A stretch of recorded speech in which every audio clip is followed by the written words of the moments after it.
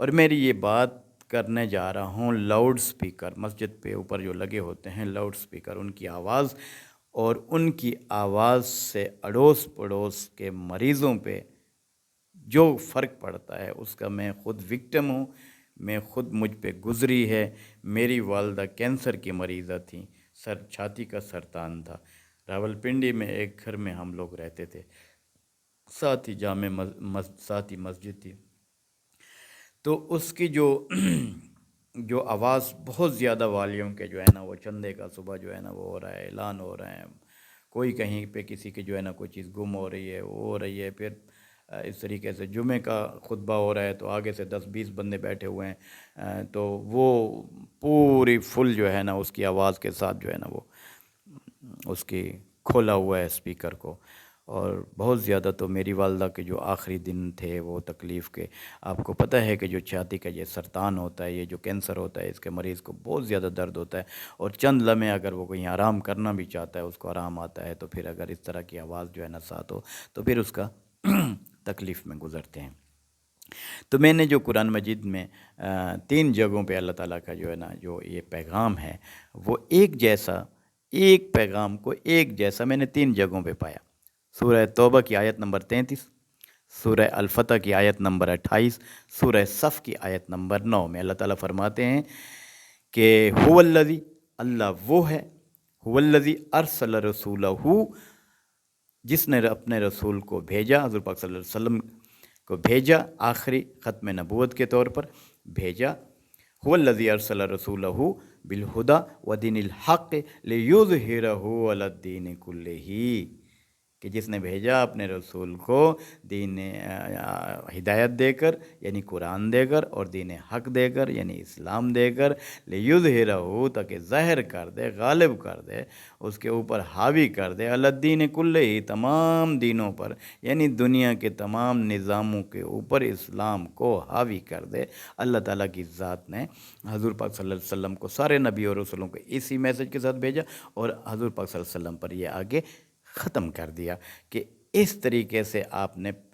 قرآن کے ذریعے اسلام کو پورے نظام زندگی پر حاوی کر دینا ہے، چھا جائے۔ اور 7 طریقہ بھی بتایا قرآن کریم میں کہ ادعو الی سبیل ربک بالحکمہ، آپ اسلام کے اللہ کے راستے کی طرف، الی سبیل ربک، اللہ کے سبیل کی طرف، اللہ کے راستے کی طرف جب آپ بلاتے ہیں تو بڑی خوبصورتی سے بندوں کو بلائیں، بڑی حکمت سے بلائیں، بڑی خوبصورتی سے بلائیں، نہ کہ آپ جو ہے کہ نہ اس کو کہیں تکلیف دیں۔ آپ کے کسی ایونٹ سے،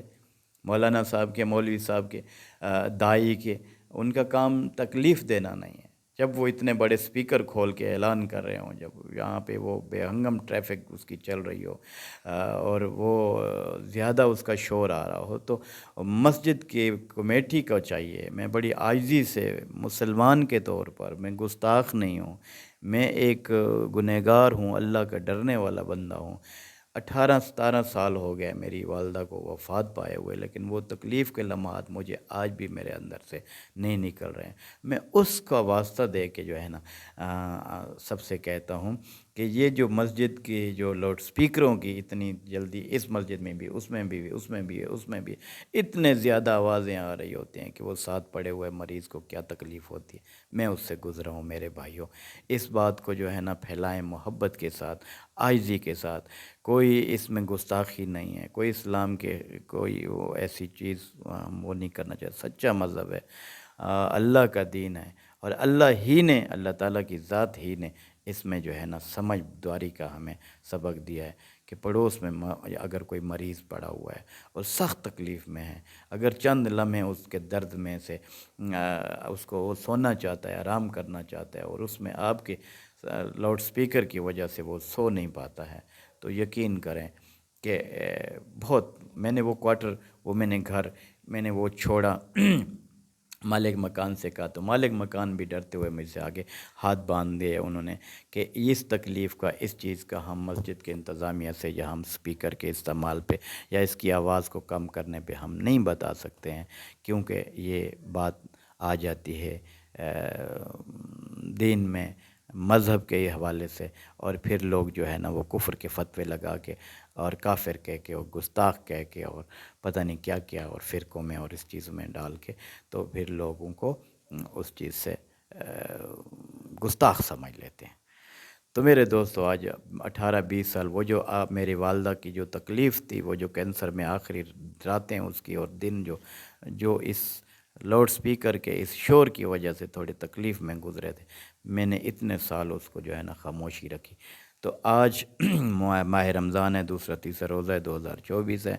اعلانات ہو رہے ہوتے ہیں، بہت سارے جو ہے کہ نا دن رات میں یہ چیز ٹریفک آ جا رہی ہوتی ہے۔ تو میں اس چیز کو بڑی عاجزی اور محبت سے آپ سے بھی کہوں گا کہ اس بات کو پیار سے پھیلائیں، شیئر کریں، تاکہ جب کوئی اسپیکر کے آواز کو آن کریں اور جب اس میں جو ہے نا تقریریں ہو رہی ہوں اور جلسے جلوس ہو رہے ہوں اور ارد گرد میں اور کوئی اس طرح کی جو ہے نا ایکٹیویٹیز ہو رہی ہیں، تو وہ پہلے پڑوسی میں جا کے دوسرے دیوار کے ساتھ، تیسری چوتھی پانچویں چھٹی کے ساتھ جا کے دیکھے کہ کوئی اس میں ایسا پیشنٹ، ایسا مریض، ایسا بوڑھا، ایسا بچہ، کوئی ایسا تکلیف والا تو نہیں پڑا ہے کہ میری اس آواز سے ان کو کوئی پریشانی ہو رہی ہو۔ اللہ تعالی ہم